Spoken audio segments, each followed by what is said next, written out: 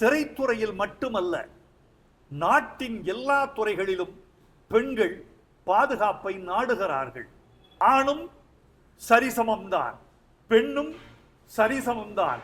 இதில் யாரும் யாரையும் சீண்டுவது என்பது ஒரு பாலினம் பலவீனமானது என்று காட்டுவதற்கான ஒரு வழியாக இருக்கிறது. பெண்ணினம் பலவீனமான பாலினம் அல்ல. இந்திய பள்ளி கல்வித்துறைக்கு ஒரு வார்த்தை: பெண்களுக்கு கூடுதல் பாதுகாப்புக்கான பயிற்சியை கல்வி திட்டத்தில் சேருங்கள்.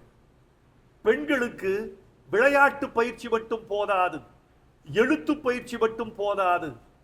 பெண் குழந்தைகளுக்கு தங்களை தாங்களே காத்துக் கொள்கிற உடல் வலிமையை ஊட்டம் செய்ய வேண்டும், அவர்களுக்கு பயிற்சி தர வேண்டும். இது ஒரு புதிய இந்தியாவை எழுதுவதற்கான தொடக்கமாக இந்த ஹேமா கமிட்டியை நான் பார்க்கிறேன்.